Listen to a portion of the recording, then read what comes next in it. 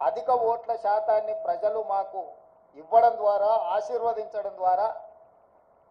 మా పరిపాలన పట్ల ప్రజలు సంతృప్తి వ్యక్తం చేసిండ్రు అని చెప్పి నేను భావిస్తున్నాను. అదేవిధంగా 2019 పార్లమెంట్ ఎన్నికల్లో 3 పార్లమెంట్ గెలిస్తే ఈ ఎన్నికల్లో మమ్మల్ని 8 పార్లమెంటు సీట్లు గెలిపించడం ద్వారా 8 సీట్లు అధికంగా ఇచ్చి పార్లమెంటులో కూడా మాకు అత్యధికంగా సీట్లు ఇవ్వడం ద్వారా ఓట్లు సీట్లు కూడా మమ్మల్ని పెంచడం ద్వారా ప్రజలు ఆశీర్వదించారు. ఇదే కాకుండా మూడవ విశ్లేషణ,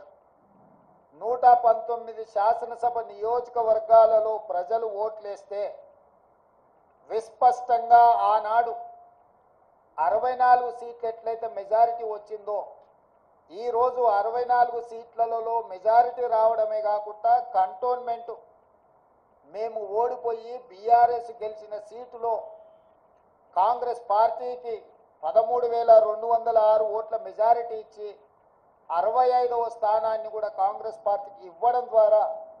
ఆనాడు ఇచ్చిన 64 సీట్ల కంటే ఇంకొక సీటును అదనంగా ఇచ్చి కాంగ్రెస్ పార్టీని అసెంబ్లీలలో కూడా 65 సీట్ల తీర్పు ద్వారా మా రెఫరెండంని ప్రజలు సమర్థించిండ్రు,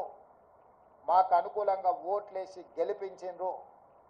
కాంగ్రెస్ పార్టీ అధ్యక్షుడిగా, ముఖ్యమంత్రిగా కాంగ్రెస్ పార్టీ ప్రజాప్రతినిధులకు, మంత్రివర్గ సహచరులకు, శాసనసభ్యులకు, రాష్ట్ర స్థాయి నాయకులకు,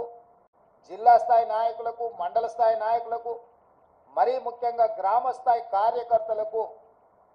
మనస్ఫూర్తిగా కృతజ్ఞతలు, ధన్యవాదాలు తెలియజేస్తున్నా. ఈరోజు వారి శ్రమ వల్ల, వారి కష్టం వల్ల, వారి ప్రయత్నం వల్ల ఓట్ల శాతంలో కావచ్చు,